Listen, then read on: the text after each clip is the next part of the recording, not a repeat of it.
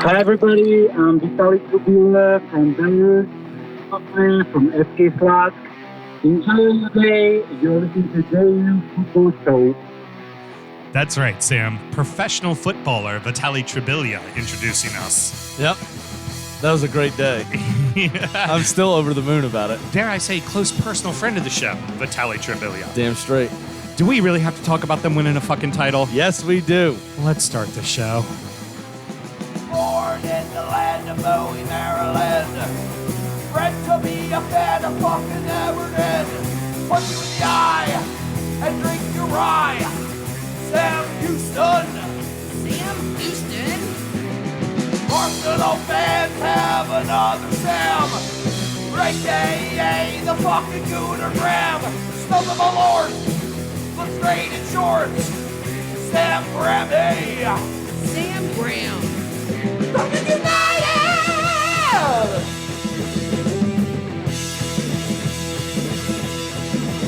Drunkard United!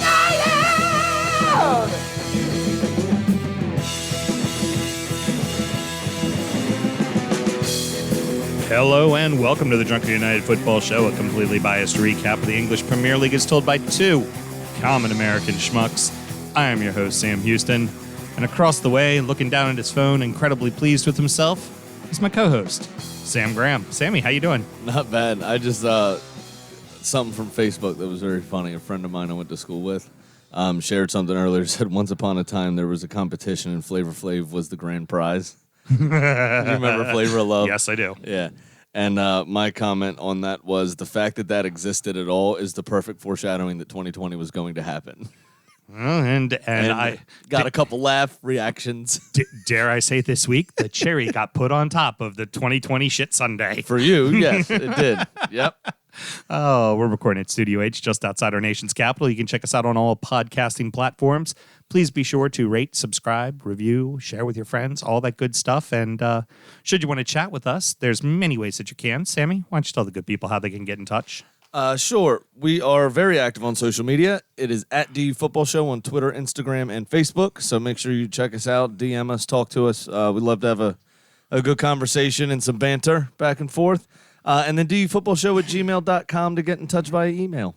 If you are listening to the show and you are not part of our Facebook group yet, you need to be part of our Facebook group. If you're not following us on Twitter or Instagram, please take that second and just hit the follow. All of those things help one another. It all just kind of, it's cyclical. It all works together. You know, the more numbers you get, the more people pay attention. Synergize. Yes, exactly. And little shout out to, got a few messages on Twitter this week, specifically for you, Sam, and for how you opened the show last week, and a lot of people applauding you and Awesome. appreciating you taking the time and going with it. And I just told him I was very proud of my co-host, and I just shut the fuck up and let him talk because that was the best thing I could do. Yeah, thanks, guys. I appreciate that. Should be a popular opinion, I think. I don't think I said anything controversial.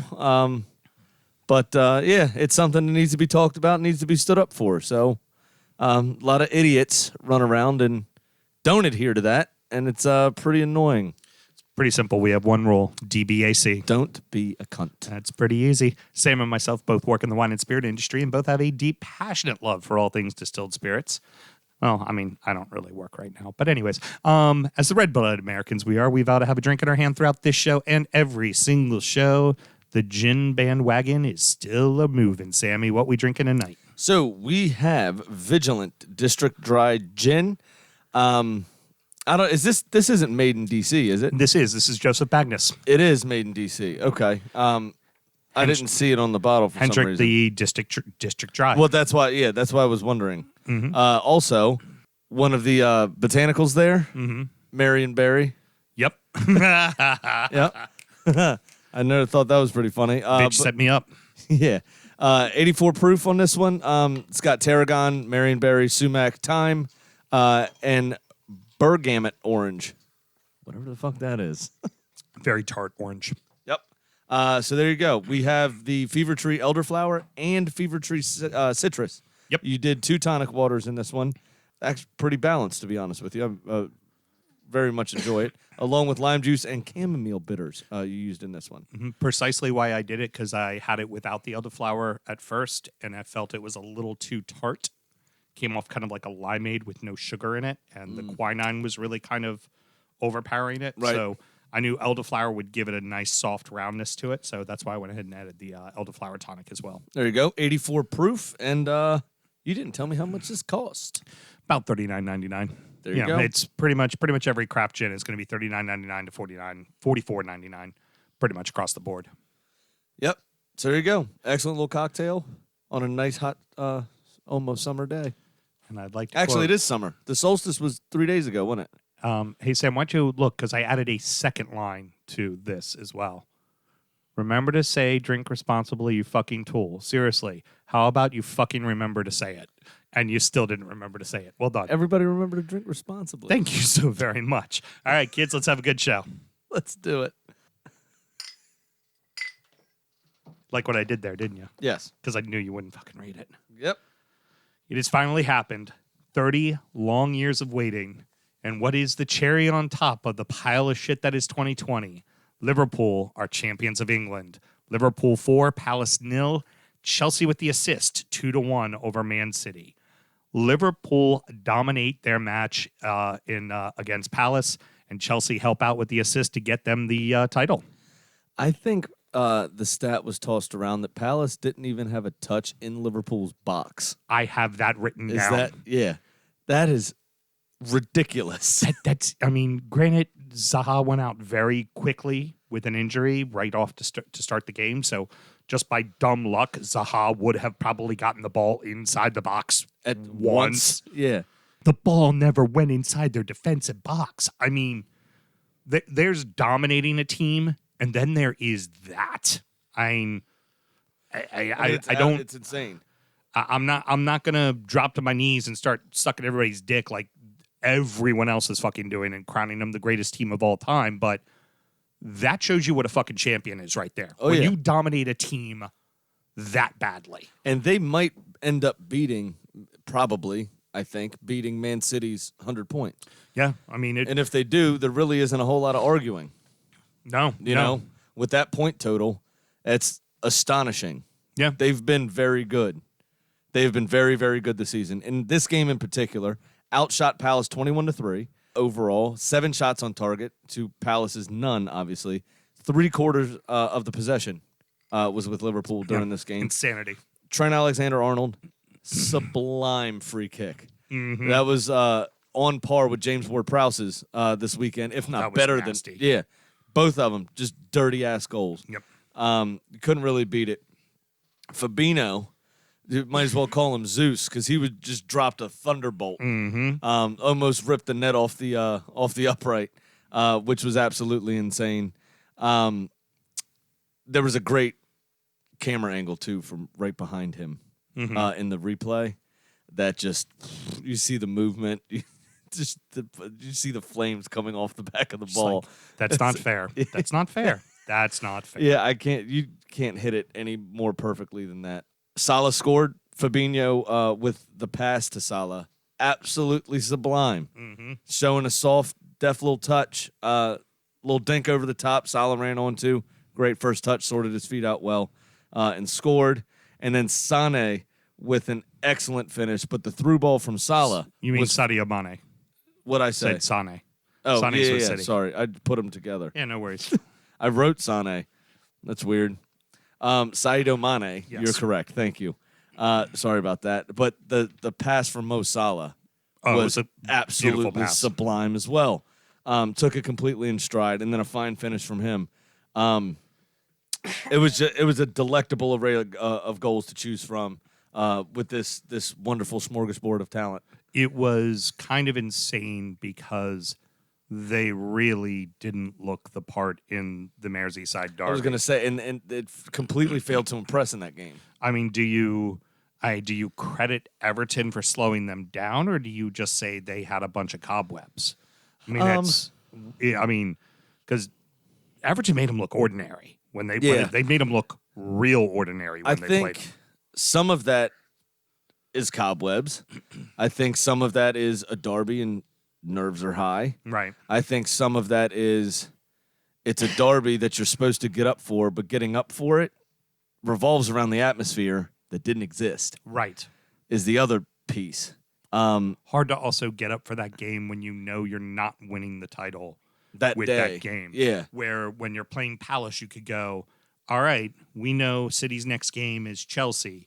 We're going to go out there and make a statement and then go, all right, City, now you got to match it. Right. If you even want a hint of staying in this, now you got to match it. And City didn't. Correct. Yeah. So I think that has a lot to do. I think it was a kind of a perfect storm of because the derby for me in and of itself felt empty. It did. It was literally empty, but it just felt empty. Like the flame never actually got lit. You know what I mean? So I think that was part of it. It looked like it should matter because it's a derby. Yeah. But there was nobody there to give a shit. It looked like it mattered more to Everton than it did to Liverpool. Yeah, That match. 100%. It really did. Especially because Everton had those couple of chances right at the end where you're just like, fuck me, they might nick this shit. You know? Like, And I think they treated it more, and I'm not saying this to be disrespectful to you. I think they No, of kind of course treated it more as almost like a training game. oh, yeah. Just like, with Salah being hurt, Mm-hmm. you know, or not 100% at least, that kind of stuff. I think it was just more, let's go out, get our feet back under us, nobody pick up an injury. Don't fuck this up and lose it. Yeah. That's exactly how they looked in the derby. Yeah.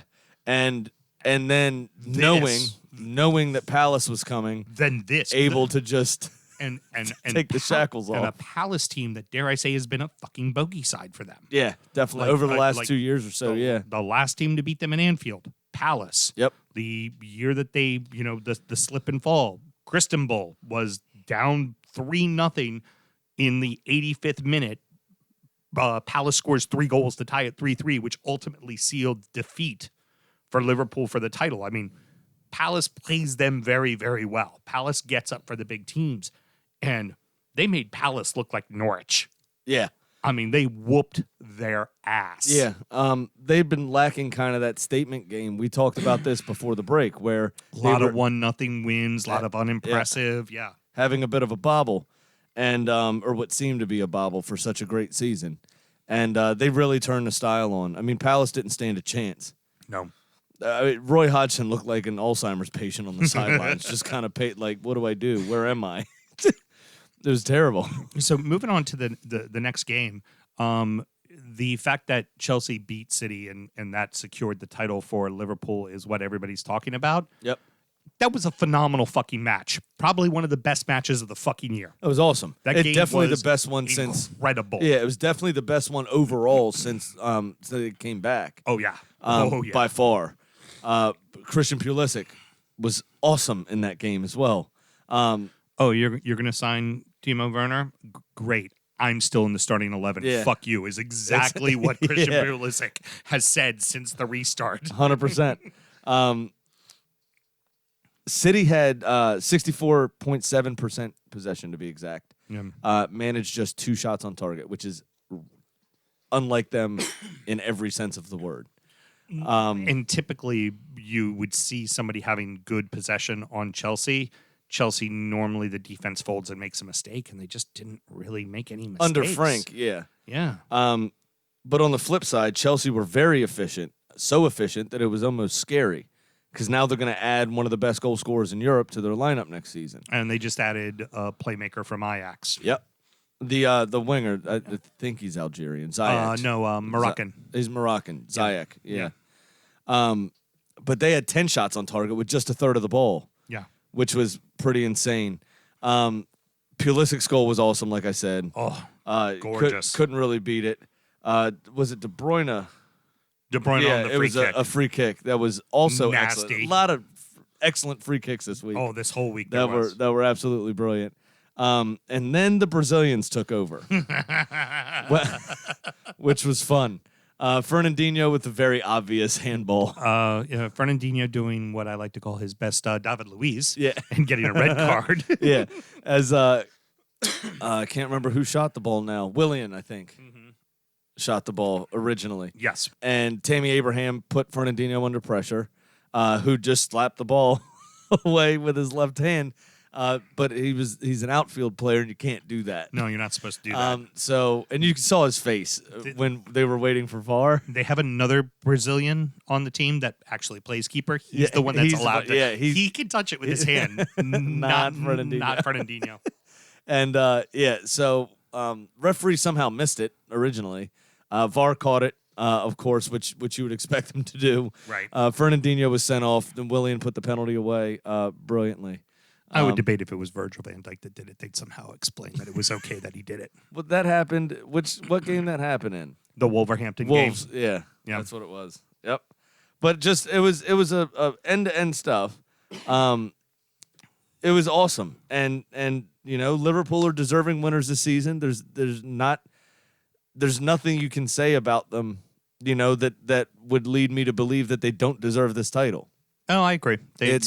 They have been the most consistent and the best team the entire season. They definitely deserve to win the title. Absolutely. It was only a matter of time before it was going to happen. And I think it's exceptionally fitting in the year of wildfires, COVID, racism, and riots that don't forget Kobe. Yeah, Kobe dying. Like in the year that has been utter and complete dog shit, that the Copites fucking win their title. And hey, the important thing is that they're really classy when they celebrate as well, which is good.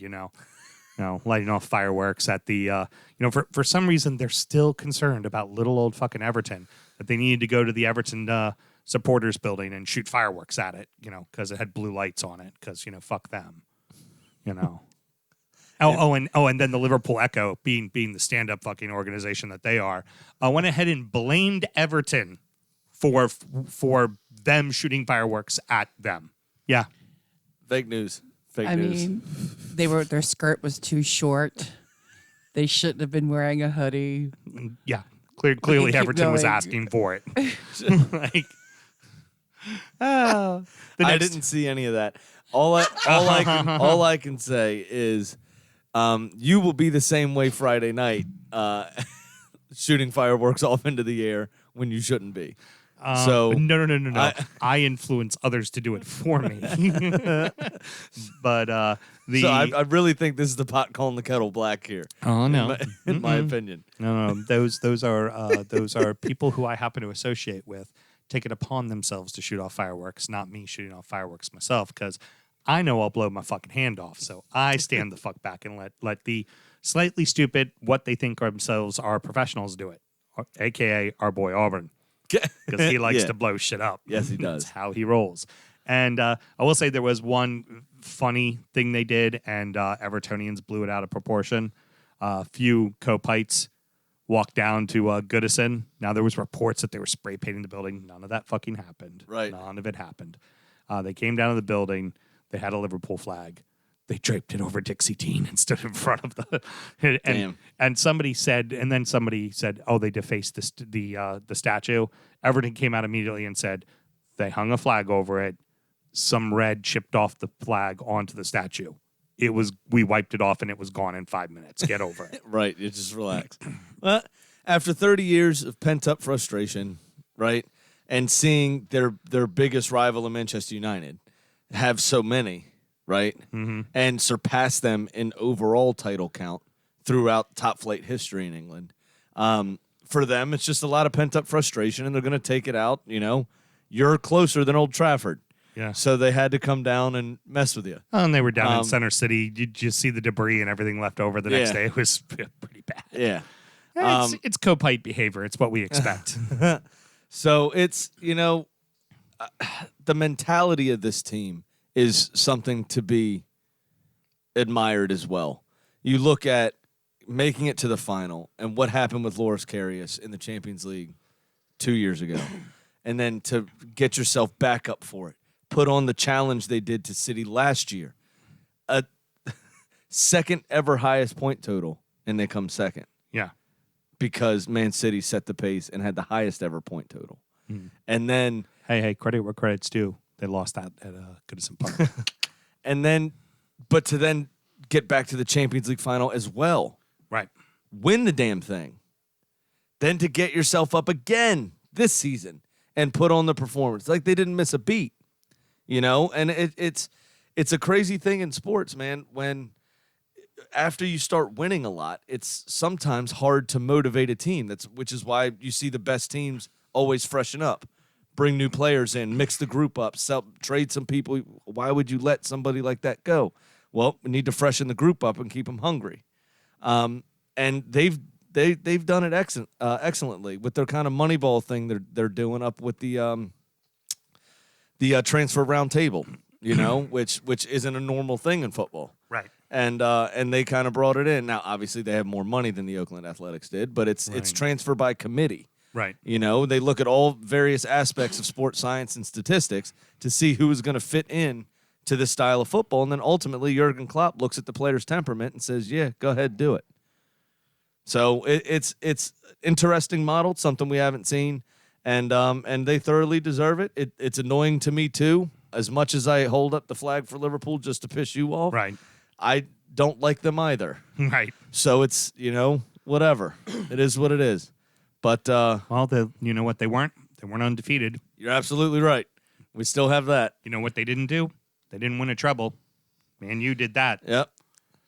Did they win it on the last day in the 90th minute? No. Were they 5,000 to 1? No. Nope. The only way I would put them in the top 5 of the best clubs is if they pass City's 100 points. Their point total, yeah. And then City's point total falls out for me of that top 5. But the important thing to remember is they've won as many titles now as Blackburn and Leicester. The chase for Europe and Champions League has gotten really tight, and it's really what it comes down to now is what teams actually won it. Leicester 0, Brighton 0, Spurs 2, West Ham 0, Man U 3, Sheffield 0, Wolves 1, Bournemouth 0, Wolves 1, Villa 0, Arsenal 2, Southampton 0. Foxes are in trouble. Yes, they can't seem to score goals. Other than against Villa. They put the 4 on Villa right before the shutdown, and then they're doing shit right now. Yeah. Vardy can't seem to get going. He looks very isolated. There's a lot of distance between him and the midfield, and he doesn't have a strike partner up there with him to play off of. So it doesn't look very good for them, to be honest, at the moment. What is it? Chelsea, I think, is 1 point behind them. Man U. Yeah, so I just pulled it up. Chelsea's 1 point behind them, yes. They're Leicester's on 55, Chelsea 54, Wolves 52, but they have played a game more. Right. Manchester United at 49, only 6 points back. And then Tottenham on 45, Burnley on 45, and Arsenal on 44, 11 points back. I think they're probably safe from us, to be honest. We were saying before that there was one Champions League spot open, right? I'm sorry, no, we're now. on 43, so 12 points back. Yeah, there's now 2. There's 2. Yeah. Third can be had. Now, granted, there could be 3 because City could end up having their ban, but let's just go off the notion of 1 through 4 get in. Third is no longer locked, and in fact, I wouldn't be surprised if Chelsea passed them. Me either. And Chelsea look then, very good right now. Yeah. Just in general, they look very good. They look great going out of COVID and coming back into COVID. They've looked fantastic. Yeah, definitely. Little happiness for you was Maupay, right? Mopay. Missed a penalty for you. Yeah, I know. Saw that. I'm sure you enjoyed that. I absolutely did. I believe I wrote down Neil Mopay to take the penalty and have it quite comfortably saved. Poor penalty, and it couldn't have happened to a better person, Dick Face. Oh, well said. I wrote Dick Face in my notes. Spurs didn't look that great. Fortunately, West Ham just doesn't want to play football. West Ham's garbage. They're terrible. West Ham's terrible. Well, we'll They're get not into it. good. We'll get into the bottom of the table a little bit more in the next segment, and we'll talk about West Ham in a little bit there. But I mean, they were horrific. Yeah, they were really horrible. Horrible. There was only 6 shots on target overall, so Spurs weren't much better, to be honest with you. The players lack match sharpness. Harry Kane looks exhausted. I know he was injured going into the shutdown, so I don't know if he was able to really exercise, as he was recovering. Right. But when he scored, he just collapsed in a heap. Well, also let's Again. face it. Harry doesn't play at 90%. He plays at 115%, every single game. That's just the kind of and he is a go full throttle or do not play. That is, there is no in between with him as a player. Right. The other thing is difficult when you don't get enough oxygen because you're a fucking mouth breather. Thomas Suchek, terribly unlucky with the own goal. Yeah. Didn't see it until late. Tried to adjust his feet, but he zigged when he should have zagged. And that was that. Ball in the back of the net. What you worried about? Yep. West Ham are just horrible. Spurs don't look much better at the moment, but they're eking out wins, and it's going to be a tight race to that 6, 7, 8, 8th spot because as I'm sure we'll talk about here in a second, Sheffield United Slipping. looked better at the weekend, but those first 2 games out from COVID don't look first 3 because you had great. the 0-0 draw against Villa as well in that. Well, yeah, those first 2 Premier And League games, and then this weekend one. in the FA Cup, they looked a lot better against Arsenal. Oh, yeah. Looked like they were up for it. But ultimately, we came out with that win, thank goodness. But they looked better as a unit than they did in those first 2 Premier League fixtures. I think Tottenham has Sheffield here real soon. I'd like to see what Tottenham does against them. I know next Monday Tottenham have Everton. I'd like to see what Tottenham does against Everton because I have a feeling that, it's like they played well enough against Man U, but they did not look good against West Ham. And I'm not 100% sold. Like I know Jose knows how to get wins, but it's still a little bit of a question mark. Moving on to the Manchester United match. This is probably what we expected from Manchester United playing Sheffield. We figured it would probably be a big win for Man U because they're not going to have their keeper in the net because he's committed to Manchester United. And you're missing one of your starting center backs in Egan due to the suspension. Stupidest rule, also, by the way, that a loaned player can't play against their parent club. Just have him play against your parent club. Just have It's him so play against your stupid. parent club. The team that has him on loan is the one that pays their wages, Right. number one. So he should be playing on the field. The whole thing is about gambling, betting, Right. number one, and then like putting the fix in for your team that you're owned by. But why would a player do that and risk being expelled from the game altogether? Right, precisely. Now, what I would say is it's exactly what we expected from Manchester United, but it's not what we expected probably from Anthony Martial with the hat trick, huh? That hat trick, first United player, here's a fun stat, to nab a league hat trick since Robin Van Persie in 2013. 7 years. Mm-hmm. And nobody had a Premier League hat trick for Manchester United. Really? Isn't that insane? That is insane. Part of it was Jose. And before him, Rashford would have gotten one. Yeah, exactly. Now, they might have like in the Champions League or in the Europa League or something, but not in the Premier League. They didn't. thought Rom would have gotten one. Yep. I was flabbergasted when I saw that. But from the off in this game, Manchester United were dominant. The first was made by Rashford, sidestepping 2 defenders and hammered in a cross. All Martial had to do was stick a boot out and keep it low, which is exactly what he did. Mm-hmm. Aaron Wan-Bissaka, another pacey cross. Martial did well to keep that one down because it did kind of bobble up right in front of him, but he did well to keep that one down as well. Nice, tidy little finish. And then a great flick from Bruno Fernandes, Martial to Rashford. Rashford with a lovely ball back to Martial, and then a sexy little dink over Simon Moore to round out probably the best goal of the lot. Man U looks great. They look like a team that I feel very confident in coming in 4th place and being in a Champions League. And again, Pogba and Bruno playing together looked good. Yeah. Looked balanced. They were ready to go. He may be staying. Mm-hmm. He hasn't hinted at anything that would say he wants to I go. don't know that anybody's going to have the money coming off of. Yeah, we mentioned that last week. To buy him anyway. Madrid doesn't have $100 million to spend on him right now, so I think he may know, hey, this is where I'm at this year. I might as well fucking, shut the fuck up and play good football and do something here so that I know I can procure my future. Yep. Probably the best I can do. Wolves really fucking tidy, twice. Yeah. They absolutely were. The game against Villa was hardly a classic.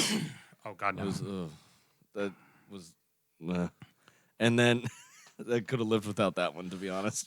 Watching that was painful. You know the toughest part about that one too, and we also all had to get up at fucking 7:30 in the morning to watch that fucking one too. And the game against Bournemouth, same thing. I said, this is my exact notes I'm reading from here.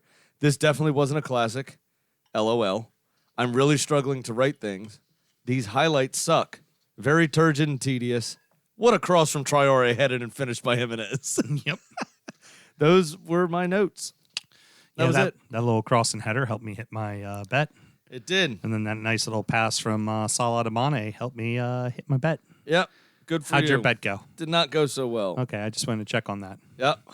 Thanks. Something that I've been noticing is, particularly with Villa, they have been very content trying to create from midfield. Grealish keeps coming back and wanting the ball. Grealish isn't running into spaces and letting the people behind him get him the ball. Right, and some of the things and that's exactly what he was doing when they were scoring goals in the beginning of the season. Was he would occupy the space in between the lines in that number 10 role. Yep. And he's coming deeper and deeper and deeper and wider. I mean, his coming back isn't helping the team get forward. And nope. And they even went in that match with Samata and Davis up top. They went with two strikers. So they went offensive. If ever there's a reason for him and McGinn and Hurahan, right? I always want to make sure I'm saying it correctly. Hurahan, right? yeah. Hurahan, right, Mel? Hauerhan.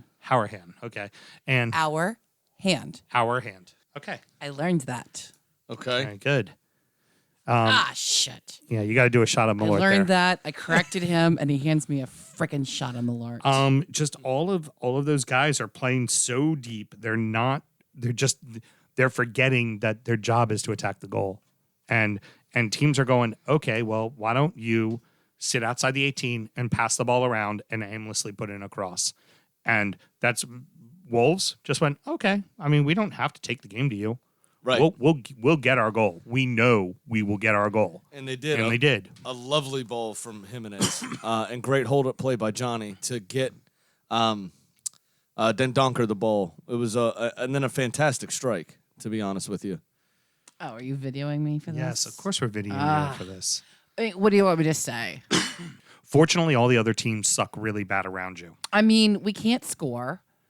Yeah, but nobody else can either. But we haven't scored in like 10 games. In order to win this, we actually need to get the ball across the line. Now, I will say, first half, we looked pretty good. We were on top of it. We had some control. We just can't seem to keep it up the second half. Heard. That, and in my opinion, our manager just, gosh, he gives no confidence. No, but a win would take you up to 16th. Can we get a win? Schedule looks I know. pretty- That's what I'm saying. A Like, we tie can will look take at them the up to math. 17th. Yeah, Yep, but we you're need right. to, if we want to stay in the Premier League, we need to score goals. Like I said, we're going to talk about it more in the last segment. So, but go ahead, there, Mel. Yeah. Dean, I didn't like your shorts. So fuck your shorts and up the Villa.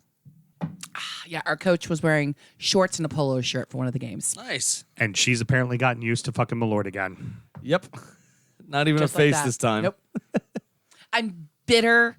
I'm just bitter at watching them. I'm bitter that you guys made me fall in love with the club and get committed for me to watch for an hour to lose or for a tie. And I got excited about a 0-0 tie. And I looked at Sam and go, this whole season, I can remember one moment where I was super fucking jazzed. And that was that 90th The minute 2-1 goal. win over Yeah. Watford, Yep. where they That I scored in the 95th screamed and danced minute. around the house. So is that what this whole experiment is about? Yeah. One little moment and The ups all and of downs. this. That's what keeps you coming back. And It's like 7:30 in playing the golf. morning. Yeah. It's like 7:30 playing in the golf. morning. Those 6 shots for us amateurs that only get to golf once a month or whatever. It's those 6 shots you hit during a day that keep you coming back. Oh, and the beauty of golf, too, is we'll talk about that now because we were watching this game while playing around of golf. We were. Your boys, Arsenal, won 2-0. Yes. And order is restored. I have finally beaten you again after you beating me the last couple of rounds of golf we've played. Yes. That So- happened. The world's a better place. Absolutely correct. No, wonderful game here for us. Red card to Southampton, and that we immediately made them pay. Lacazette struck straight into the wall, and then a fantastic follow-up effort. Beat the wall, and McCarthy could only palm it away. Joe Willock following in and finishing that off. And Martinez wasn't really tested at all, Emiliano, our goalkeeper. But the couple of times he was called on, he was equal to it. Pierre-Emerick Aubameyang drew the foul that Jack Stevens got sent off for. And McCarthy, at big-time fault for the first goal. Yeah. Just kind of passed the ball to Eddie Nketiah. Yeah, said, here, go ahead, take a shot. He just ran right past him and then tapped the ball in the back of the net. Yep. Because McCarthy was right around the 18. Yep. Delayed way too long and tried to play a very ill-advised pass. No, I insist. You have the ball. Yeah, and Eddie said, thank you very much, and just tucked it home. Yep. Good for the young lad to score, of course. Good response from Arsenal, and that coupled with the FA Cup this weekend as well. That is, you needed to see that because that tells you, at least for me, looking at your club from an outsider's perspective, that tells me Arteta's got this. Arteta's going to fucking whip some asses into shape, and there are going to be people that play for him, and those who don't want to play for him will not fucking be there much longer. Yep, absolutely. You know, pretty simple. Rounding out the rest of the league, and so that happened. Everton 1, Norwich 0, Newcastle 1, Villa 1, Burnley 1, Watford 0, Southampton 3, Watford 1, Crystal Palace 0, Burnley 1. Not really much to say about the Everton match. Norwich is clearly going down. They didn't even start Pookie or Cantwell in this match. Carlo has the Toffees playing professional football with a ton of injuries. Like with a shoestring, he's got him playing professional football. And he must have had a come-to-Jesus moment with fucking Gylfi because Gylfi completely changed the game in the second half when he was subbed on. Yeah, definitely. Just provided that extra little bit of vision and creativity that Everton needed. You did get off to a bit of a slow start, in my opinion, but you grew into the game and then really asserted yourself, started to dominate. But it was a little odd. Took a Michael Keane header from a Digne corner to seal the victory. But really, I mean, from the off, the result wasn't in much doubt. Yeah, to be fair. Richie didn't have a particularly good game. He seemed a little out of it. Yep. Iwobi played very well. Iwobi played very, very well. And like I said, Gylfi impacted the game because I think Davies and Gomez is not the right partnership in the middle.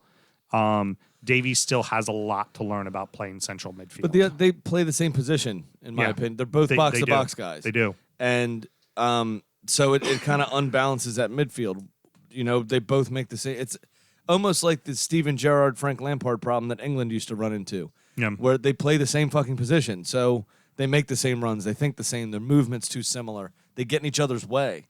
And I think that happens with Davies and Gomes. Yeah, at halftime when they brought in Gylfi for Davies, Gylfi actually played on the outside. They moved Iwobi in as a 10 behind the two strikers, and Gylfi stayed on the outside, and Bernard stayed on the other outside, and Gomez seemed to handle the middle just fine and played a little deeper and played a little more defensive-minded. I mean, he's not the best defender in the world, but he at least did the job. And you know, like I said, professional team played professional football and got a 1-0 win. They were gonna have to do that too because Gylfi will not track back. Oh no.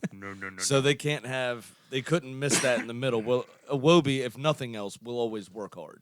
Right. So I wrote these notes before the Burnley Palace game, but I kind of lumping all these games together because frankly, I mean, we could talk about the Ward-Prowse, free kick, which was a dandy, but I mean, there's not a ton to talk about within these games. No, for one the of the Danny Ings goals was excellent. Yeah. But other than that, yeah, you're right. I didn't even to be honest. You want me to be honest? Yeah. I didn't even watch today's game or highlights. Oh, couldn't be bothered. It was all Burnley. It was all Burnley. Yeah, couldn't be bothered. Yeah, and they got the one goal, but it was all Burnley. One thing they did very interesting. Sounding like me now when you say that. Yeah. Dwight McNeil was playing the number 10 behind Verdis. Is it? That's the new the striker that's filling in. Yeah, something like that. Yeah. It's pretty easy. Newcastle, Southampton. I wrote Burnley and Brighton are clearly safe and clearly seeing out the season. Well, Burnley now finds themselves in 8th place, so I retract that. But then I move Palace into that because, like, I would have thought Palace was going to try to get a top 10 finish, and you would have thought they would have came out and showed a little more life than they did today against Burnley, especially after the way they got dispatched by Liverpool. You would have thought they would have been like, again, Show veteran something, team, yeah. we're going to show something. Absolutely. We still got a chance at a top 10 finish. And we're going to they fucking take it. And they didn't. I mean, Yeah. they looked abject at best. I was checking the score during work and listened to a little bit on XM, but it was so turgid. I couldn't do it. So I couldn't do it, and it's Matej Vidra. Thank you. The striker, yeah. Yeah, I knew it was VY. I just couldn't Yeah. remember the exact pronunciation of the name. You're good. So here's the bigger thing. We can pretty much acknowledge those teams are just, they're seeing out the season. Mm-hmm. Somebody like Everton, really, we're going to find out who Everton is. It's funny, we said before COVID that we were going to find out who Everton was when they played those 4 big games against the 4 big clubs. Well, now we're going to find out who Everton is because it's Tottenham, it's Wolves, and it's Sheffield, who they have coming up, and those games will say something about what if Everton could still have a chance at Europe. It's not an impossibility. Right. I don't think it'll happen, but it's not an impossibility. Yep. And will they just fall into that group of seeing out the season, like go and lose to Leicester and go and lose to Spurs, and then they'll just probably see out the season, Yep, right? definitely. Now, here's the big one: Villa, Watford, Bournemouth, and West Ham. Does any of these teams actually want to fucking stay up? It doesn't look like it, does it? This is the exact opposite of what normally happens with the teams in the bottom. Villa beats Wolves. Cherries beat Wolves. Fucking West Ham pulls off an upset against Tottenham. None of this is happening. Nope. Watford Villa didn't beat Wolves, clearly. Watford shows up to play fucking Southampton instead of just being completely this is the exact opposite of every single year of Premier League football I have ever watched. The Yeah. teams at the bottom play like their life is on the line and they're about to die. And they play with this urgency and they pull off these major upsets, and none of it is none of them are winning. Yeah. The highlight is 2 Villa draws, Newcastle and Right. Sheffield. That's the highlight. Woo! Right. That's the highlight of these Yeah. 4 teams right now. No, absolutely. You normally see, like you said, a lot more heart, a lot more. Even if you lose, showing something, showing the fight and desire to stay up. It's like all of them are resigned to going down, and no one wants to grab that last spot to stay up. I think 1 fucking point is going to decide. I think It's possible. I think somebody's going to get a draw, and that's going to get them out of the bottom Well, put somebody yeah. else in the bottom. As of right now, it's goal difference. It's separating 17, 18, 19. Right. And with Villa's, what I worry about And- for Villa is they have 3 more of the top 6 clubs to play, and they could get a lot of goals scored against them. Right. And which could ultimately send them down. Which, if this was any other normal year, we would go, oh, this next weekend, Villa plays Liverpool. Liverpool's going to be hungover from winning the title. Villa's going to know they almost nicked one from them during the season. Villa is going to come out and play this like their lives, like it was the last day on earth. I see I one player I feel on like Villa. I feel like Liverpool's going to kick the ever-loving shit out of Villa. Yep. I see one player on Villa playing that way, and it's Jack Grealish. Unfortunately, he doesn't have the talent to back him up. He's making opportunities. God, there was that one. I can't remember which game it was, but he got control of the ball, and he was zipping, and they were passing, and it was great, and he gets it over there, and he passes it to the guy in the middle who fucking flubs it every time. I think it was probably Davis that did that. Well, and you were even commenting when we were watching the game. Well, and the problem there that too they was were all just passing it around, blah, blah, blah, blah, blah. Grealish is coming back to midfield to collect the ball, and Grealish does not need to be. If you're in the attacking half of the field, Grealish needs to be around 35, 30 yards out, Yep. receiving the ball from He's the trying defensive to be midfielder. everywhere because he seems to be the only one. Only one that gives a shit. Yeah, even Mings seems like he's kind of held back a little bit and is going the extra. And fucking Orjan with his ridiculous mistake, that was amateur hour, was thank God he didn't get a goal scored on him with where he the threw the throw, ball out yeah. and Yep. it didn't. That was Like, ridiculous. It's so frustrating to watch. but I've tell seen me y'all's DU team play with more passion and heart than Villa's been playing. yeah. That's why I'm so freaking blasé right now. But answer me this question. Okay, we're saying that about Villa. Where do you see West Ham getting any points the rest of the fucking season? Don't. Where do you see Watford getting any points the rest of the fucking don't. season? Where do you see Bournemouth getting any points the rest of the season? Definitely not. Do you think any of them fucking care? No, I mean, doesn't appear to be the case. I'm baffled by. I'm fucking Yeah, baffled. it's the by whole it. the whole thing's wild. I've never seen anything like it. You're absolutely right. And normally the relegation battle is the most exciting of all of the battles. It should have been the second segment of the show, but they did shit games, so I made Yep. it so that happened. Well, now I should never have to put that in so that happened. the one thing before we move on that I did want to mention. Do you remember Jefferson Lerma's own goal against Arsenal last season? That was a bullet. Yes. That was outdone by Benderek. What a touch to beat his own keeper against Watford. Problem. Wrong touch. What a touch. That was fantastic.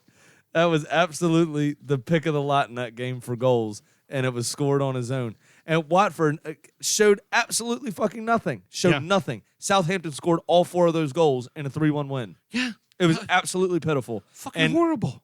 And I'm worried that the relegation battle might be a little bit of a damp squid this year. Yeah. You know? I mean, frankly, for those of us who we know our season's over, we know kind of where we stand, you turn your attention towards the drop bottom. zone. Yep. Like, that's entertaining. That's really I mean, that's what we talked about all last season, and it was entertaining as shit. Absolutely. It was great. Came down to the wire. It was fun to fucking watch. This is going to come down to the wire, but nobody looks like they want it. As you said, they're not playing with any heart or desire. And then the other thing, so I think if you really want the battle this year, if you really want the drama and excitement, and even that's inconsistent, you're going to have to look at 4th through 10th, 11th. Yeah. And it's that chase for those European spots. Yeah. And then, fix your eyes on the court for arbitration of sport in Switzerland. It's and see what happens with City. That's going to be more exciting than the relegation battle. It's Arsenal and Everton with outside chances. It's definitely, we see Sheffield fading, but they could possibly recover. Man U on fire, Wolves on fire, Tottenham a question mark. Chelsea seems to be okay, but fucking Leicester is failing. And it's just, I mean, that's going to be what we're going to have to watch is that. And frankly, that's going to get probably figured out pretty quickly too, as a lot of those teams, you guys and Wolves play each other coming up. So the only chance you have really, especially with like Villa having to play Liverpool, us having to play Liverpool, is you hope they win as many as possible, surpass that point total, then they just throw in squad members so they can get a medal. yeah. Villa has proven they can beat Liverpool's kids. That Something they can. Everton couldn't do. Precisely. It's time to tell you what little we know. It is prediction time. Sam, exactly one part of your 4-part parlay hit. Last time I checked, bookies don't pay out on quarter correct bets, do they? No, they do All not. right, so you now find yourself down $2,347 because you bet $250 Yep. on it last week because you were convinced it was going to get there. So what do we got going into the Dort Spirect Cup? Time to sell my mattress. Time to sell your mattress. And I sold that mattress for the cool 300 that I'm going to put on this week's bet. Ah, perfect. Because I was going to say, can you just pick something logical and simple? It is logical. It's not simple. Manchester United to win, Arsenal to win, Everton to win, Chelsea to win. 4-part parlay for 300. That is plus 845 on a $100 bet. So $300 would turn me back $25.35. And this has a very good chance of happening because, and this is where logic comes into play. Arsenal have Norwich, Manchester United have Brighton, Everton have Leicester. This is the scary one. This is where the odds really got kicked up. Right. And then Chelsea's got West Ham. So 3 of those, you'd think, are pretty much guaranteed to come in. Because even Arsenal can't fuck up against Norwich City, right? When we do, yeah, that's true. When we do, Notch. when we do prediction time later, not prediction time, when we do injury time and talk about the games, I have a feeling we'll have a pretty lengthy discussion about Everton Leicester because that game has got trap written all over it for Leicester. For both teams. Yeah, and for both yeah, teams. Yeah, absolutely. that is a very interesting match to watch this weekend. That'll be very fun. 100%. So I've got Manchester United win, Arsenal win, Everton win, Chelsea win, which will all be done by Wednesday afternoon. Heard. $300 on that for a plus 2535. Alrighty, very good. So you'll be 200 up. In the black. Yes. I'll get all my money back. Very good, very good. And win the season. Cool. Well, when we get to my bet would be putting me at 200 as well. In the positive. So let's check in This on is our. more exciting than the relegation battle. Yes, unfortunately it is. Who's a shitty better is more exciting than the. Well, the other thing, at least I'm putting some heart into it. Yeah, heard. All right, let's check in on our degenerate. And now, it's time for our degenerate gambling friend Pat's Pick of the Week. Holy balls, Batman. So with a little investigating, I have calculated I'm down $953.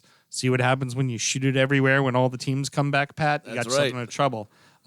That's with the bet I made March 9th and the games that I didn't get that didn't get played till June 19th and the 21st. So fuck it. Let's pull a Sammy and make a huge parlay that won't win, but at least I'll be down to an even grand. I'll take because it's great how he does it because, right, it's $9.53 he's down. He's placing a $47 bet. Nice. Everton over Leicester on a pick'em. Tottenham over Sheffield getting a half a goal. And a draw in the Arsenal-Wolves game. And Bournemouth getting a goal and a half against Man U. So they can just, if they lose by a goal, he hits. And That's going to be a stretch. yep, that $47 bet will pay out $1,015, or he'll just be down $1,000. Have a great week, and see you on the 3rd. Awesome. All right. Awesome. Now let's see here. Unlike you, I hit my parlays and find myself down only a measly $43, like a normal human being who knows how to bet. Time to go back in the black with Big Sam's Lock of the Week. I'm going to be a little risky, and I'm going to do a parlay as well, but I think if it hits, and it should hit, will pay out very nicely. My tried and true system, by the way, 20% of the time. It works 100% of the time. I'm going to take Man U to win at Brighton with Bruno Fernandes to score at any time at plus 255, which would put me just a hair over $200, and you and I, if your bet hits, dead even in the black. Yep. I mean, neither one of your bets are going to hit, so I don't know why y'all are even talking about it. Mine's got a better chance of hitting than his does. No, it doesn't. Yeah, it does. Come on. All right, now, that was a great segment, but we give you more. We go to our backyard each week and chat with our fair-feathered world-traveling chick. We give you Kitty the chicken. Fair feathered. All right, so Kitty finds herself at a game over 500 at 16:15, but she was not waiting for me at the fence as normal. Now, I didn't want to bring it up, but I found a empty bottle of vodka and a few crushed cans of Red Bull in the yard a few weeks back. Uh-oh, somebody's back. Yeah, her soulmate, a.k.a. the Fox. I believe she calls him Foxy Fox, but that's a whole different conversation. Yeah. He's been back around, and the emotions have become too much. I mean, you saw her earlier. She was in a pissy mood. Normally she waves and says hi to you, but she was ignoring all of us. Now, Kitty has become broody.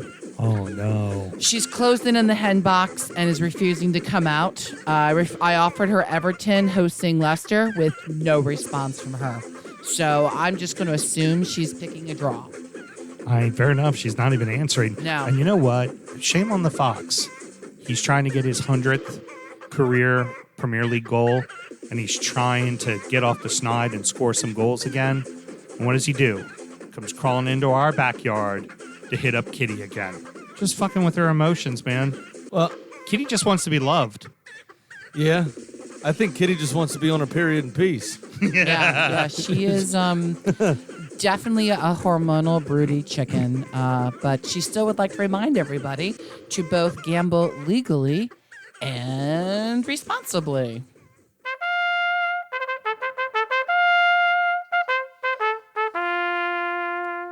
So, we haven't played for a very long time, but Drunkard United is back Yes. with a 6-3 victory. The only win of the season. Yes.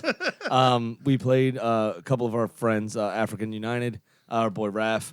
Yeah. They were short-staffed. on that team. My brother said I didn't play. My brother said still not ready.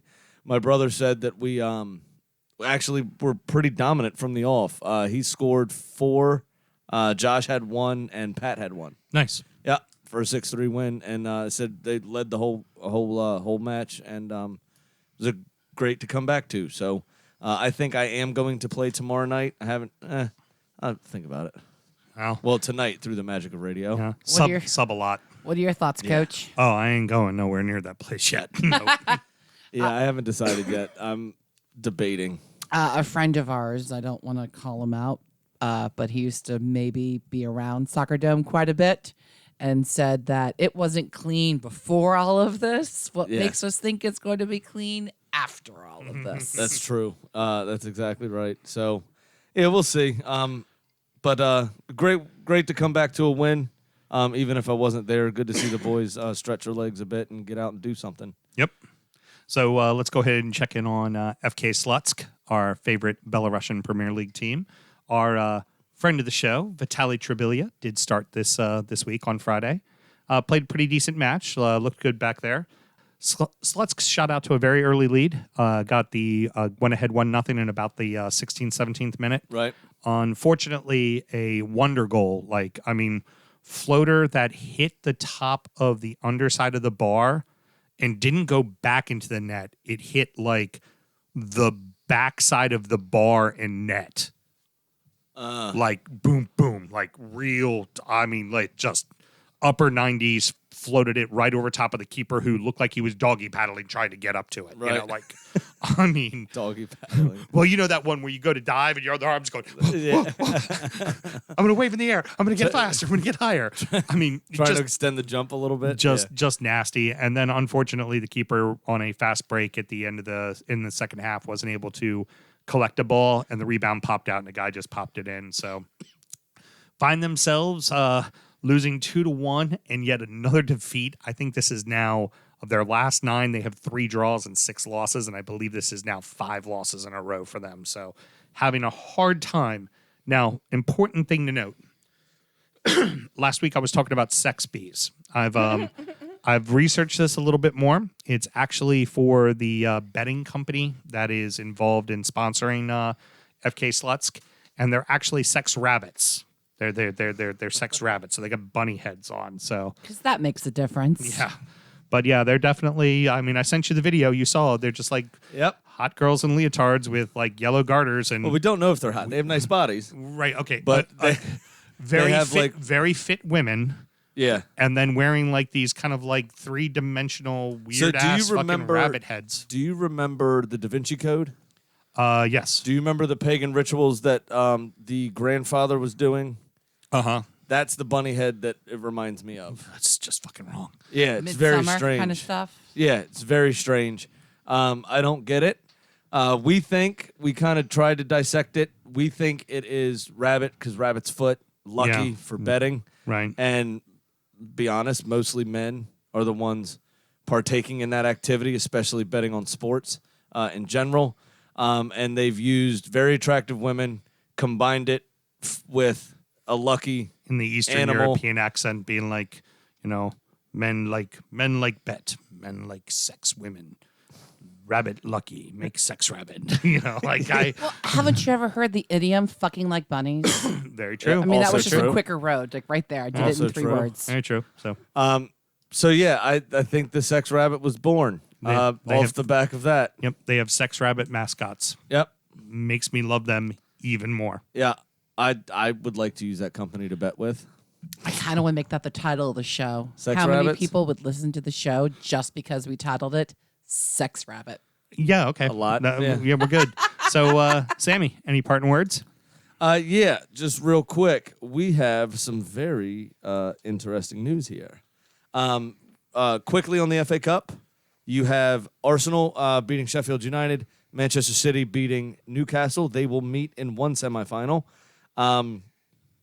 Excuse me. And then in the other one, Manchester United beat Norwich, and Chelsea beat Leicester. Yeah, it was Ross Barkley goal. Yep. So they will meet in the other semifinal. Which, Green crayons are tasty. Yeah, is a very unfortunate draw for Arsenal. Yeah. Although I really wouldn't want to play United either at this moment, the way we're playing. So we'll see how those go. Also, League 2 is decided. Northampton Town is the playoff winner. Won 4-0. Shaq's Cobblers, Yeah. 4-0 winner today. That's right. So they will be promoted to League 1, along with Plymouth Argyle, Crewe Alexandra, and Swindon Town going up as champions as well. There you go. Which explains why we were getting all fussy about Tranmere going down. Apparently in League 1, it's the bottom 4 teams that go down, and Tranmere was, in fact, one of the bottom 4 teams, even with Bury being in administration and folded. The League 1 playoffs take place this weekend. Mm-hmm. So you have Pompey taking on Oxford and Wickham taking on Fleetwood Town. Interesting. Pompey and Fleetwood are the 2 teams that we saw play. Absolutely. When we were at Fratton Park. So totally rooting for Pompey. So Love to see Pompey. Yep, so am I. It'll be nice to see them go up. Although those 60 rabid Fleetwood fans that made the long journey down to the South Coast. 60, it was 6. I'd give them some. It was maybe 16. Give them some credit. There won many. It'd be nice to see them get to the final against Pompey. There were more of us neutrals sitting in the section than there were them sitting in the section. Yeah. Also, fuck Wickham because they don't deserve to be there. Yeah, that's the only team I'm actively rooting for because they're the team at 59 points. Yeah, against 59 points, sitting in third and jumped everybody and kept Peterborough, who deserved to be there, and Sunderland, who deserved to be there, out of the playoffs. Because remember, as we talked about a couple of weeks ago, they decided to do a points per game average to close the season out. And because they had played less games, they had a higher average, even though they had secured less points than the others, which is fucking ridiculous. All right, kids. Well, thank you very much for joining us. Sorry we ran a little long, but there's a lot of games to talk about. And we, as you know, with us as a show, we want to make sure we're covering every game and giving every team their just due. And we're going to do that again next week when we cover fucking 16 games. So it just is what it is. Yep.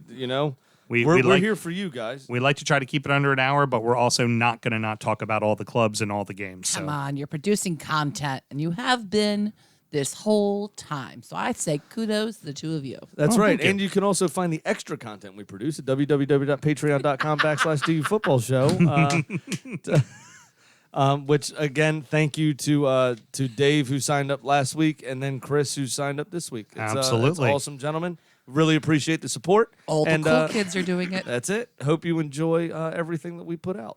And quick shout out to one producer, Mel, who recently has been doing a really kick-ass job. We bust our balls, but the reason why we got... Are you dying? No, the reason why we got Vitaly Trabilia was because Melissa got it done every week, and there was just an that is going to get cut out. And why is that going to get cut out? Because Melissa every single week sits there and cuts out the 200 ums, ahs, and so's that we say in a show to make sure that we sound perfect. Bust her balls a lot, give her a hard time, tell her hit the fucking mute button and all that good stuff, which, by the way, don't even bother fucking responding. Hit the fucking mute button already. But just a lot of love and appreciation to all the hard work that producer Mel puts in. She doesn't get credit for it enough. And although I am the tyrant, I do know how to show appreciation to the people here on the show. So little shout out to producer Mel as we head out. I do it all for the beer Graham brings me. Yeah. The other thing, I just had a thought. I think you started doing this because it guarantees you a block of time where you're under headphones and guaranteed that he'll leave you the fuck alone. That's the other thing. Yeah. Yeah, she can lock herself back here in the room and get fresh air. Oh, right, exactly. Right. Yeah. It only took me 2 hours to edit the show this week. All right. Next up is Injury Time. Sam already told you how to check it out. So until next week, everybody. Good night.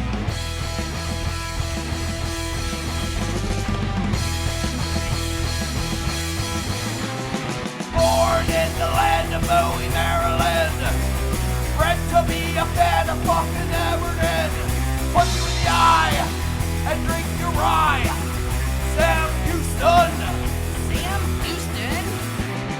Arsenal fans have another Sam. AKA the fucking Gooner Graham. Snub of my lord. Look straight in shorts. Sam Grammy. Sam Graham. Drunkard United.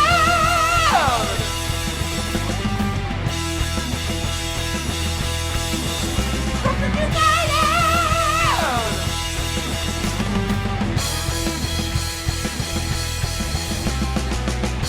Hit the fucking mute button.